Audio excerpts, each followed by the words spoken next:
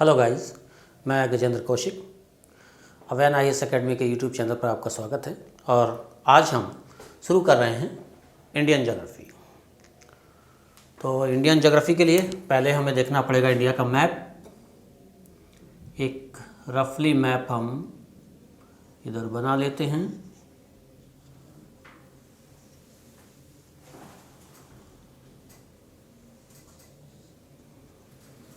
ये अरुणाचल होते हुए नॉर्थ ईस्ट वाली स्टेट्स को हम देख रहे हैं, और ये इधर बंगाल की तरफ।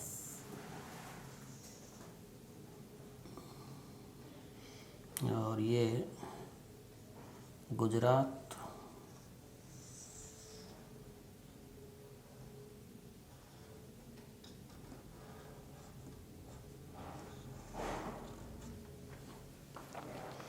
ये भारत।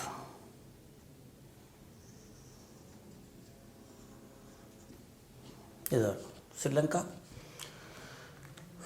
तो इंडियन ज्योग्राफी पढ़ रहे हैं तो हमें आसपास की कंट्रीज़ को भी देखना होगा। सबसे पहले हमें भारत का विस्तार देखना होगा कि अक्षांशीय दृष्टि से, यानी कि लैटिट्यूडनल पॉइंट ऑफ व्यू से और देशांतरीय दृष्टि से भारत का विस्तार कितना है। देखिए, अगर हम वेस्ट में देखते हैं तो सबसे पश्चिम वाला भाग आप सब जानते हैं कि जो खड़ी रेखाएं होती हैं, वर्टिकली खिंची होती हैं, वो सब देशांतर हैं। ये इधर हम लोग 68 डिग्री 7 मिनट पूर्वी देशांतर तक है। और इधर अरुणाचल स्टेट आ जाती है। तो अरुणाचल का भाग जो सबसे पूर्वी है वो 97 डिग्री 25 मिनट पूर्वी देशांतर तक है। इधर नॉर्दर्न मोस्ट की अगर हम बात करें, सबसे उत्तरी बिंदु हम लोगों का ये 37 डिग्री 6 मिनट नॉर्थ लैटिट्यूड, यानी कि अक्षांश। और मेन बाउंड्री, मेन लैंड की अगर हम बात करते हैं, ध्यान देंगे ये कन्याकुमारी वाला पॉइंट है। तो ये 8 डिग्री 4 मिनट, 84 नहीं है, 8 डिग्री 4 मिनट उत्तरी अक्षांश तक है। लेकिन भारत का अगर हम पूरा एक्सटेंशन देखेंगे, केवल भारत का एक्सटेंशन पूछा जाता है लैटिट्यूडनली, तो हम इंदिरा पॉइंट को लेंगे जो ग्रेट निकोबार पर है, सदर्न मोस्ट पॉइंट है इंडिया का। और वो लगभग 6 डिग्री 30 मिनट नॉर्थ लैटिट्यूड। देखिए, अगर कुछ लोगों को ऐसा कन्फ्यूजन हो रहा हो कि ये इधर भी नॉर्थ लिख रहे हैं जो इंडिया के साउथ में है, और इधर तो खैर ठीक लगेगा, नॉर्थ है, इधर वेस्ट है, इधर ईस्ट लिखा हुआ है, और इधर वाला ईस्ट ठीक लगेगा। तो उसका रीजन, हालांकि मैं जानता हूँ कि सभी लोग वैसे इसे जान रहे होंगे, ये 0 डिग्री लैटिट्यूड है, यानी कि विषुवत रेखा है। विषुवत रेखा के उत्तर में जितने भी अक्षांश रेखाएं होंगी, चाहे वो किसी देश के उत्तरी भाग को शो कर रही हो या उसी देश के दक्षिणी भाग को शो कर रही हो, उन सब के आगे नॉर्थ ही लिखा जाएगा, क्योंकि नॉर्दर्न हेमिस्फीयर में है, उत्तरी ही लिखा जाएगा, चाहे वो उत्तर में हो या उस देश के दक्षिण में हो। ऐसे ही 0 डिग्री लॉन्गिट्यूड, यानी कि देशांतर के बाद ऐसे घूम करके देख लें, 179 डिग्री तक क्योंकि ये पूर्वी गोलार्ध होगा, इसलिए हर एक देशांतर के सामने पूर्वी ही लिखना होगा, चाहे वो उस देश के पश्चिम में क्यों ना हो। तो क्योंकि पूर्वी गोलार्ध में हम लोग हैं भारत वाले, इसलिए कोई भी देशांतर लाइन हो उसके आगे ईस्ट ही लिखा जाएगा, भले ही वो पश्चिम में क्यों ना हो। तो इस तरह से ये हमारा विस्तार है अक्षांशीय और देशांतरीय दृष्टि से। अब हम आसपास की कंट्री देख लेते हैं। मैं कलर्ड मैप यूज कर लूँगा या मार्कर्स इधर से ले लेता हूँ।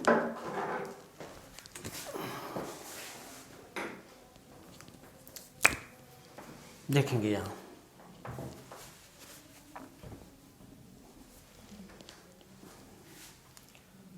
इधर ये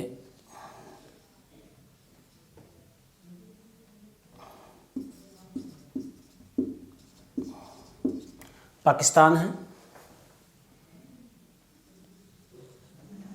और ये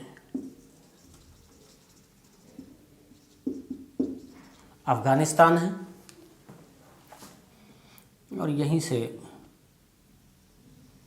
ऊपर कुछ ऐसे लगा हुआ है, इसका नाम याद रखिएगा ताजिकिस्तान है। और जो हमारा इस वक्त मैप है, हालांकि हम तो पूरा बनाएंगे क्योंकि अपना है, लेकिन फ़िलहाल जो एक मैप है कुछ ऐसा मान करके चलें।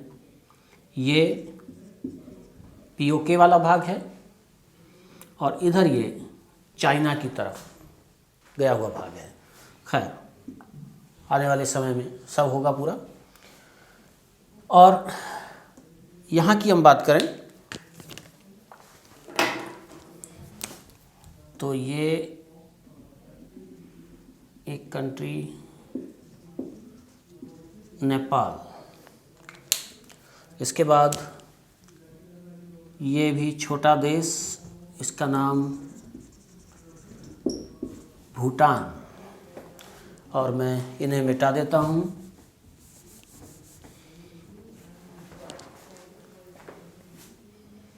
और एक रफली मैप अगर हम देखें तो ये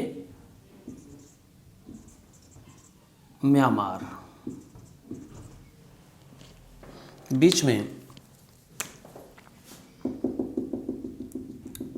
यहाँ पर जो मैं डॉटेड दिखा रहा हूँ ग्रीन कलर से, ये है बांग्लादेश। इधर ये श्रीलंका और इधर भी मैं इसे बाद में बनाऊंगा, मालदीव होगा। खैर आपसे देखिए एग्ज़ाम्स में क्वेश्चन कैसे पूछे जाते हैं प्री में भी, कि कौन सी स्टेट्स की बाउंड्री किस देश से टच हो रही है। तो हम थोड़ा सा स्टेट्स को भी उतनी को तो देख ही लें जिनकी ज़रूरत है इस वक्त। ये गुजरात और गुजरात से ही ये है लगा हुआ राजस्थान। इधर देखेंगे तो ये उत्तराखंड और ये यूपी,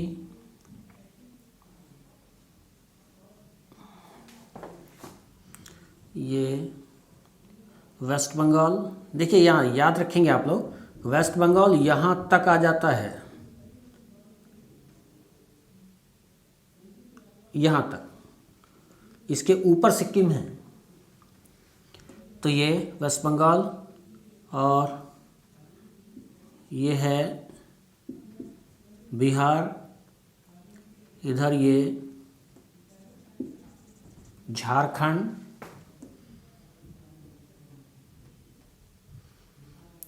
और ये देखें तो ये है हिमाचल।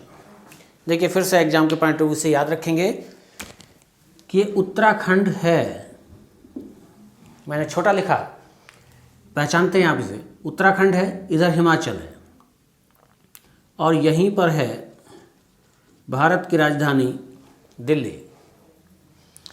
तो ये देखेंगे बहुत थोड़ा सा सेगमेंट लगा हुआ है जो हिमाचल का यूपी से भी टच होता है भाग। जब भी पेपर बनाए जाते हैं ऐसी चीज़ों को ध्यान रखते हैं वो लोग, और इस तरह के सवाल पूछ लिए जाते हैं। तो हिमाचल के बाद फिर ये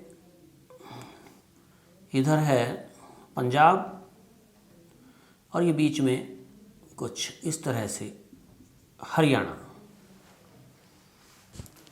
तो यहाँ तक के हमारी स्टेट्स हो गई। अब देखिए बड़ा आसान हो गया है, क्वेश्चन जो भी पूछेंगे वो आसान हो जाएगा। थोड़ा सा इधर वाले नॉर्थ ईस्ट वाली स्टेट्स और देख लें। ये मेघालय है, और ये कुछ इस तरह से आसाम, ये अरुणाचल, और यहाँ ये नागालैंड, और ये मणिपुर, इधर है मिजोरम, और ये मैं यहाँ लिख दे रहा हूँ, केवल टी लिख दिया है मैंने, इसका मतलब है त्रिपुरा। अब देखिए पाकिस्तान से लगी हुई स्टेट्स बताइए, बड़ा आसान है। एक बात आप ध्यान रखेंगे सदा, अगर एग्ज़ाम में, क्योंकि आपके सामने मैप तो होता नहीं, जब भी कभी काउंट करेंगे तो ऐसे नहीं करेंगे कि गुजरात, जम्मू एंड कश्मीर, पंजाब, इस तरह नहीं, या तो उधर से आएँ या इधर से जाएं, जिससे कि कोई भी स्टेट बीच में छूटने की संभावना ना हो।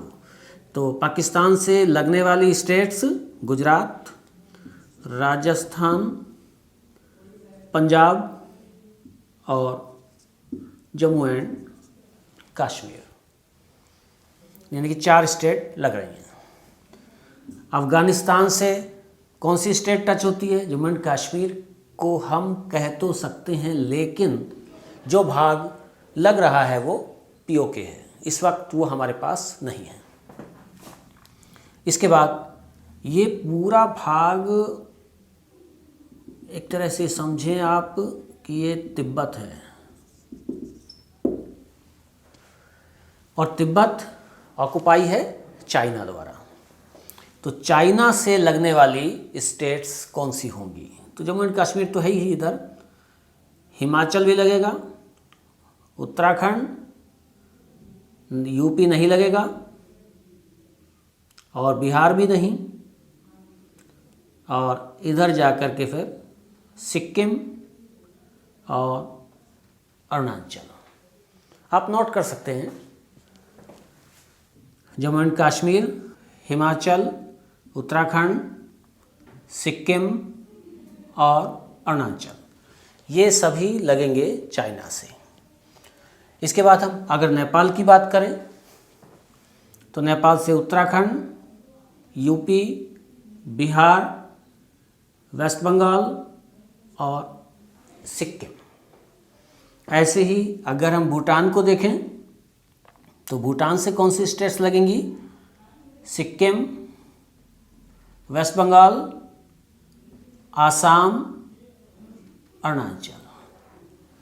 आगे हम म्यांमार को देखते हैं। म्यांमार से कौन सी स्टेट लग रही होंगी? अरुणाचल प्रदेश, नागालैंड, मणिपुर, मिजोरम। इधर हम बांग्लादेश को देखें, ये है वेस्ट बंगाल, असम, मेघालय, त्रिपुरा और मिजोरम। मैं समझता हूँ कि ये सारी स्टेट्स आप लोगों को याद हो गई होंगी। अब कुछ क्वेश्चन ऐसे भी बन जाते हैं कि कौन सी स्टेट्स ऐसी हैं, या भारत के कितने स्टेट्स हैं जिनके पास कोस्ट है या तट है। तट तब होगा जबकि वो पानी से लगे होंगे। तो देखिए एक एक करके देख लेते हैं। मैं इधर इसे मिटा दे रहा हूँ। ये सारा मैटर मैप पर ही याद हो पाता है, रटने से याद नहीं रहेगा। ये गुजरात है। अगर हम और भी स्टेट्स देखें तो ये महाराष्ट्र है, गोवा, मैं एक एक अल्फ़ाबेट लिख दे रहा हूँ, महाराष्ट्र, गोवा, ये कर्नाटक, ये केरल और ये तमिलनाडु, और चलिए पूरी ही देख लेंगे, ये है छत्तीसगढ़, और यहीं से डिवीज़न हो गया है तेलंगाना, और ये आंध्रा। एक स्टेट ये बच जाती है, ये है उड़ीसा, ये वेस्ट बंगाल। अब हम लोग गिन लेते हैं कितनी स्टेट होंगी। एक गुजरात, इधर सब पानी है ये पूरा, गुजरात, महाराष्ट्र, गोवा 3, कर्नाटक 4, केरल 5, तमिलनाडु 6, आंध्रा 7, उड़ीसा 8, वेस्ट बंगाल 9 स्टेट्स हैं जिनका तट है या जिनसे पानी टच होता है। गलती से मिजोरम ना कर दें, क्योंकि यहाँ तक लैंड पोर्शन है तो यहाँ तट नहीं है। टोटल मिलाकर के 9 स्टेट्स हैं जिनसे पानी लगता है। अब इसके बाद हम आगे चलते हैं।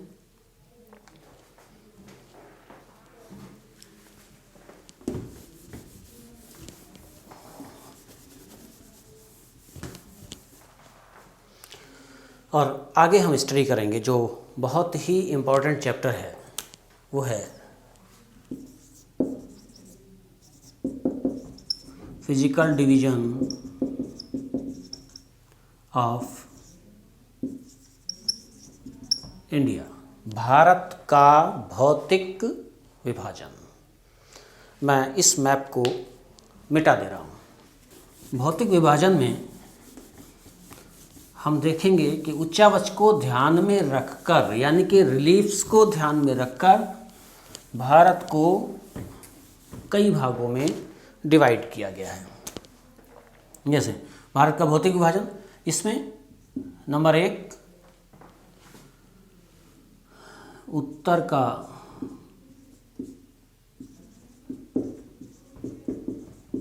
पर्वतीय भाग, नॉर्दर्न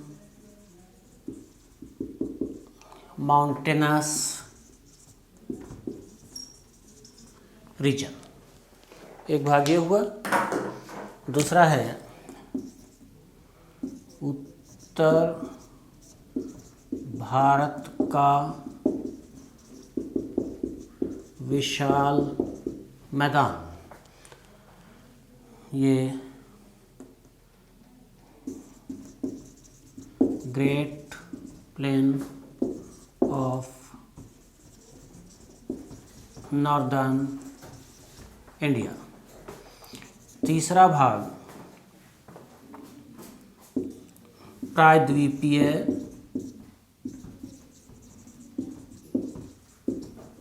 भारत या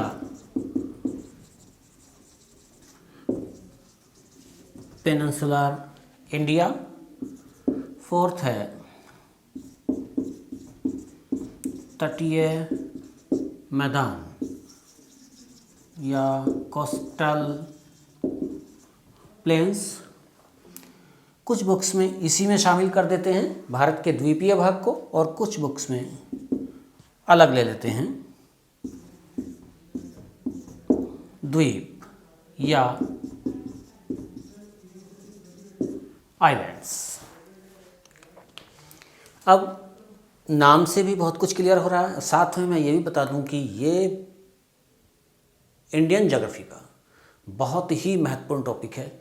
यहाँ से क्वेश्चन जरूर आ रहे होते हैं। क्वेश्चन अगर नहीं भी आते तब भी एक बड़ी बात यह है कि जो इसे समझता है वो फिर आगे इंडियन ज्योग्राफी को पूरी को समझेगा। तो इसे बड़े ध्यान से आप लोग पढ़ें। इसे मैं मिटा करके आप फिर, क्योंकि हमें फिर से मैप देना होगा यहाँ।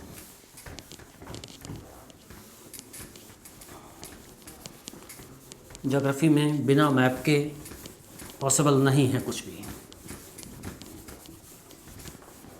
और हम अब उतना ही मैप बनाएंगे जितने की ज़रूरत है, क्योंकि मैप को हम थोड़ा सा बड़ा भी कर दे रहे हैं जिससे कि आप लोगों को अच्छे से समझ में आए।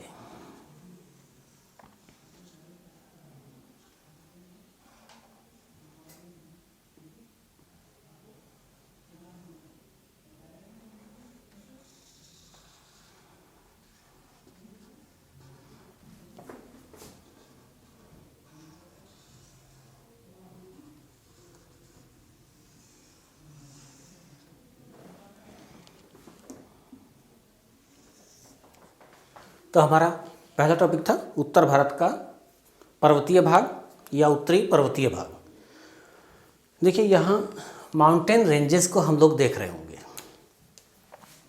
थोड़ा सा यहाँ स्टेट्स को तो खैर फिर भी देखना होगा, पूरी को ना भी बनाएं तो इतने से। ये उत्तराखंड है, ये नेपाल वाला भाग है, और ये भूटान है, और ये कुछ इस तरह से अरुणाचल है। देखिए हम अगर उत्तरी भाग में जो पर्वतीय भाग है उसकी बात जब हम करते हैं तो हमें दो तरह के चीज़ें पढ़नी होती हैं। एक होता है हिमालय और एक होगा ट्रांस हिमालय। ट्रांस हिमालय का मतलब है हिमालय के पार। हिमालय में क्या क्या होगा? ग्रेटर हिमालय, मिडिल हिमालय या लेसर हिमालय, और एक होगा शिवालिक। तीन रेंजेस को मिलाकर कहेंगे हिमालय। तो ग्रेटर हिमालय के भी पार जो होगा वो होगा ट्रांस हिमालय। तो ट्रांस हिमालय में देखते हैं हम, ये है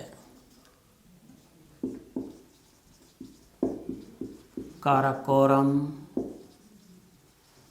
रेंज, और काराकोरम रेंज पर ही ये है एक पीक काराकोरम की, इसका नाम है K2 या गाडविन ऑस्टिन या क्वागिर। नाम याद रखिएगा, बहुत बार का पूछा हुआ है। ये किस पर है? काराकोरम रेंज पर है। काराकोरम रेंज की हाईएस्ट पीक है। इसके बाद दूसरी रेंज ये देखेंगे, ये है लद्दाख रेंज। मैं एल लिख दे रहा हूँ बस, जिससे टाइम बचे थोड़ा। लद्दाख रेंज, और लद्दाख रेंज केवल यहीं तक नहीं है बल्कि आगे तक भी इसका विस्तार है। यहाँ जो तिब्बत में इसका विस्तार है इसे जाना जाता है कैलाश पर्वत के नाम से, और कैलाश पर्वत पर ही मानसरोवर झील है, जहाँ हम दर्शन करने के लिए उत्तराखंड होते हुए इन दर्रों से जा रहे होते हैं। यानी कि ये मैंने 4 दर्रे पासेस लोकेट किए हैं। इनमें इधर वाला जो है ये लिपू लेक है, तो ज़्यादा जो यूज होता है वो लिपू लेक का होता है। वैसे जा सकते हैं हम चारों से किसी से भी, लेकिन लिपू लेक का ज़्यादा यूज होता है। और यहाँ का एडमिनिस्ट्रेशन चाइना देख रहा होता है। चाइना भले ही हमारा दुश्मन कंट्री या दुश्मन जैसा व्यवहार है, लेकिन ये म्यूचुअल है। जब हम जाएंगे वहाँ का एडमिनिस्ट्रेशन ये देखेगा, जब वो अरुणाचल आएंगे तो इनका एडमिनिस्ट्रेशन हम लोग देख रहे होते हैं। तो ये हो गई लद्दाख रेंज। तीसरी रेंज ये है जास्कर रेंज। मैं केवल जे लिख दे रहा हूँ। जास्कर रेंज।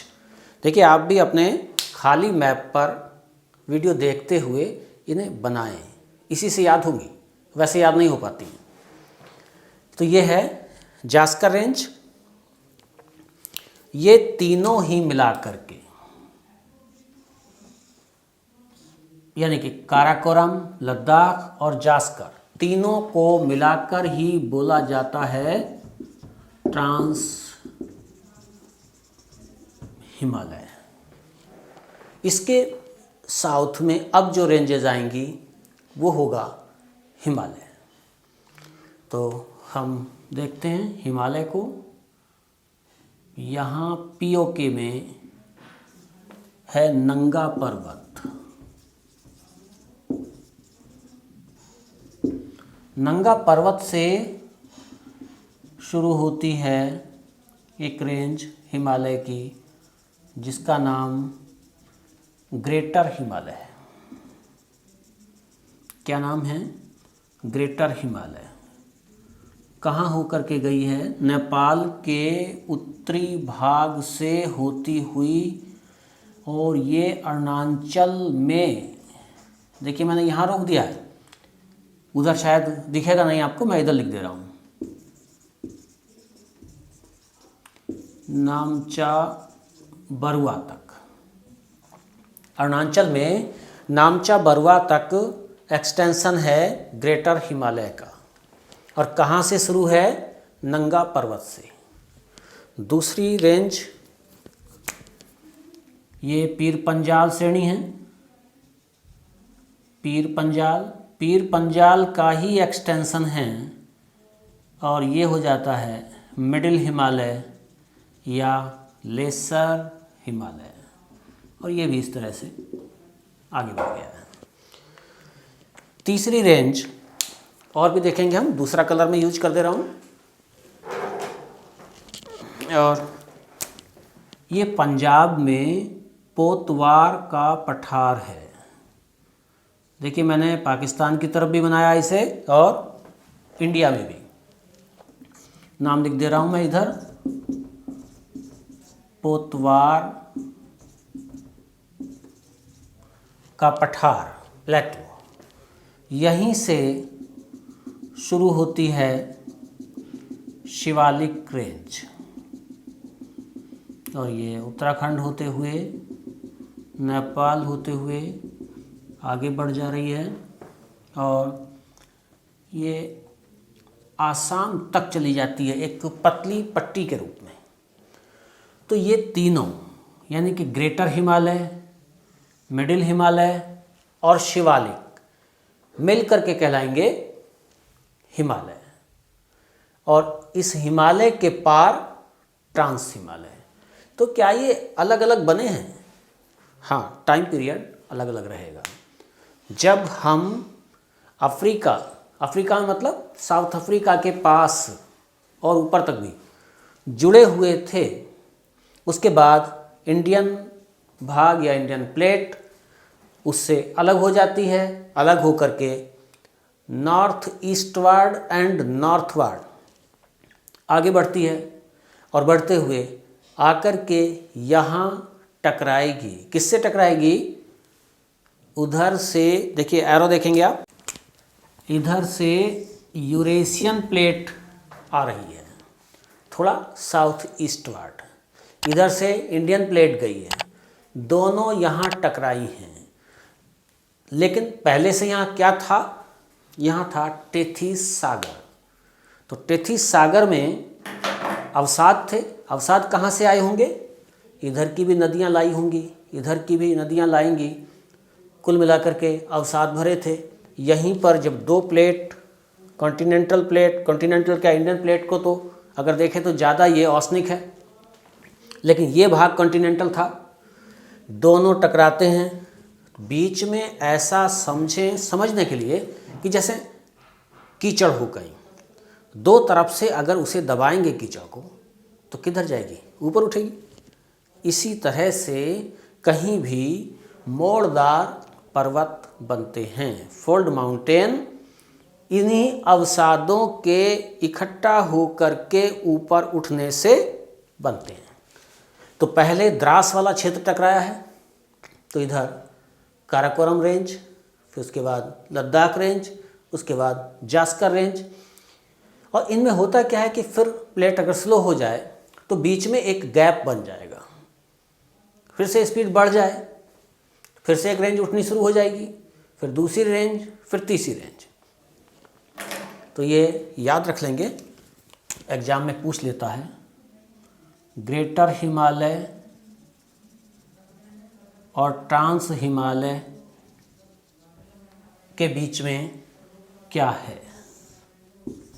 तो ये है सच्चर जोन। किसे अलग कर रहा है? हिमालय और ट्रांस हिमालय को। लेकिन अगर हम सीधा सीधा देखें तो जास्कर और ग्रेटर हिमालय के बीच में, इसी को हिंज लाइन भी कहा जाता है। सचर जोन को ही हिंज लाइन भी कहा जाता है।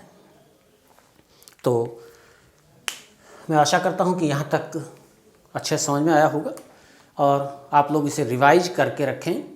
हम कंटिन्यूएशन में ही लेंगे वीडियो ऐसे ही, और आप लोग भी साथ साथ बनाते हुए चलें। ठीक है, पढ़ते रहिए। Okay, thank you.